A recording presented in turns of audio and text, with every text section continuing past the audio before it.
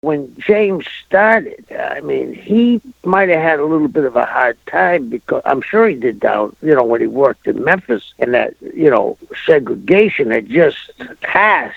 Really, I mean, what is the Civil Rights Bill was signed, I think, in '65, but they weren't protecting that area of Alabama and Mississippi. And James was a pioneer for some of the black wrestlers today. Certainly was. He broke down some barriers. You know what I mean? I think that we don't think about that because we kind of think that's in our rearview mirror. But back then, I mean, this is going to sound crazy to our listeners. I was in the first card in the history of wrestling in Georgia where a black man was in a ring with a white man. Oh, wow. Think about that. I'm still alive, so it ain't that long. It was Bobo Brazil, Bobby Shane, and Paul DeMarco against the Assassins and Buddy Colt. Mm-hmm. So, I mean, James was a pioneer.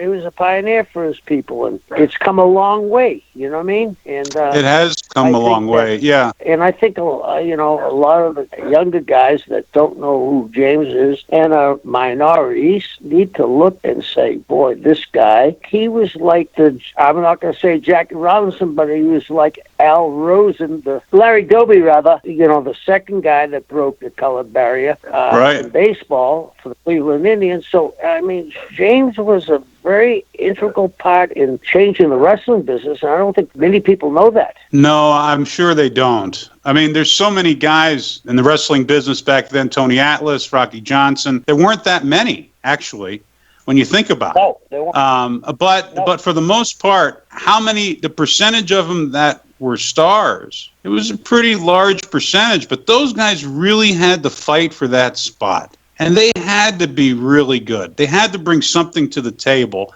And James had that size. And he had that one thing that Cornette talks about that he said was a great attribute for James was his lack of, I don't know, what do the kids call it now, technical ability? He hit the ropes in an odd way. He didn't put his arm...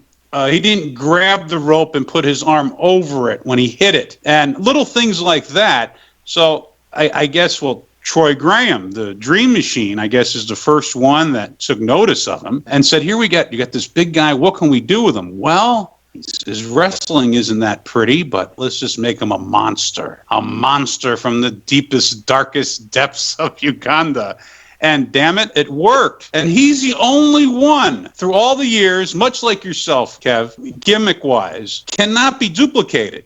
It cannot be replicated. Adrian Street. There'll only be one Adrian Street. One. There's so many guys that have tried to do it, but there's only one. You're not going to be as good as he was. And the same thing with James, an original. And so many guys have tried to copy his gimmick. And you would think, looking at it from an outsider's standpoint, that it would be so easy to do. But boy, they are wrong. Yeah. And, you mentioned earlier, the black guys had to be good. They had to be better than good. Right. You know what I mean? There was, especially in the South and all over, there was an underlying of, problems there.